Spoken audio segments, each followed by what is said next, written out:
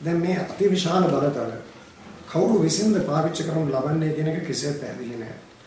ඒ වගේ මේ කාර්යාලයට තියෙනවා අසීමිත බලතල නිලධාරීන් කාර්ය මණ්ඩල ඒගොල්ලන්ට සහාය දෙන පුද්ගලයන් පත් කිරීම. පත් කරනවා විතරක් නෙමෙයි. ඒගොල්ලන්ගේ බලතල මේ කට්ටියට පවරලා දෙන්න, බෙදා දෙන්න පූර්ණ අයිතියක් තියෙනවා. ඒකට අවසානයේ ඒක ලොකු අවුලක් ඇති වෙනවා. ඒකට වන්දි කරන්නේ වෙන කවුරුත් නෙමෙයි අපේ ත්‍රිවිධ හමුදාවල නිලධාරීන් හා සිබළුන්. ඒකට මේ කාර්යාලයට යටත් වෙනවා රාජ්‍යයේ පළාත් සභාවල හා ප්‍රාදේශීය සභාවල සියලුම ආයතන.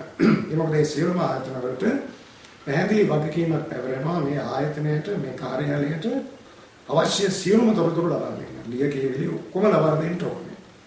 වෙන නීතියක මොනවද මොනවත් ඒ නීතිවල රැකවරණේ මේකෙන් අවශ්‍ය කරලා තියෙනවා. තොරතුරු ලබා ගැනීමේ පළත මේකට බලපාන්නේ නැහැ. සාක්ෂියක් පළත බලපාන්නේ නැහැ. ඒ ආරක්ෂාව සම්පූර්ණයෙන් ඉවත් කරලා තියෙනවා. එතකොට මේ අයගේ ඉල්ලීම් වලට සම්පූර්ණයෙන් අවශ්‍ය ප්‍රතිචාරය නොදක්වනවා නම් අවසානයේදී ඇපල් උසාවියට අපහාස කළාසේ සලකනවා. ඒ කියන්නේ බරපතල වැඩ සහිතව සිරගත වීමේ අවදානම ඒකෙන් දියත් කරනවා. ඉතින් මේක එසේමසේ සුළු කටුවල ඉස්සර සලකන්න පුළුවන් දෙයක් නෙවෙයි.